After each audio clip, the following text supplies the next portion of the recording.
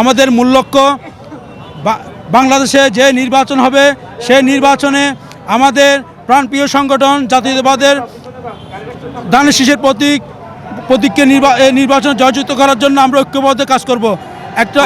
একটা অপশক্তি এর নির্বাচনকে বানচাল করার জন্য বিভিন্ন ধরনের অপকর্মে লিপ্ত হচ্ছে এবং নির্বাচনের দিন তারা বিভিন্ন ধরনের অপকর্ম করার চেষ্টা করবে।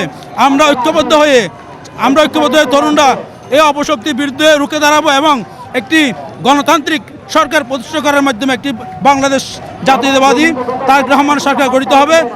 যে সরকার হবে জনবন্ধন সরকার, যে সরকার হবে জনগণের সরকার, যে সরকার মানুষের মতামত প্রকাশের সরকার।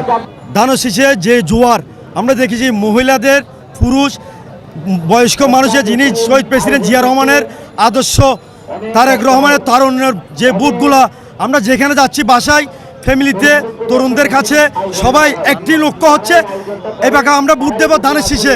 আগামী বাংলাদেশে প্রধানমন্ত্রী দেশনায়ক তারেক রহমান ইনশাল্লাহ বিজয় হবে।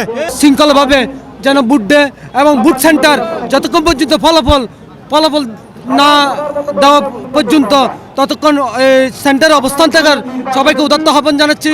যেমন ফল নিয়ে আসে আমাদের এই সেন্টার ত্যাগ করতে হবে, তার আগে কোনো সেন্টার ত্যাগ করা যাবে না।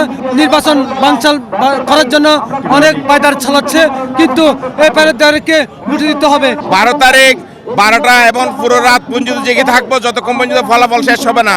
ইনশাল্লাহ ধানের শীষের গণজোয়ার কেউ ঠেকাইতে পারবে না। এই ধানের শীষের জোয়ার 16 বছর ধরে মানুষ অপেক্ষায় ছিল, এই অপেক্ষার প্রতিফলন হবে 12 তারিখ 12টা বাজে ইনশাল্লাহ। 12 ফেব্রুয়ারি জাতীয় সংসদ নির্বাচন।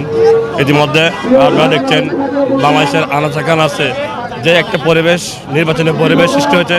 ইনশাআল্লাহ ধানের শীষের বিজয়ী আমাদের সুনিশ্চিত।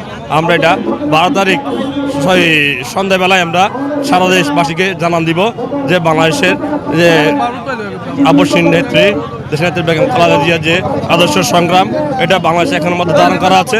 ইনশাআল্লাহ আমরা 12 তারিখ সন্ধ্যাবেলায় ব্যালটের মাধ্যমে আমরা তাদেরকে জানিয়ে দিব।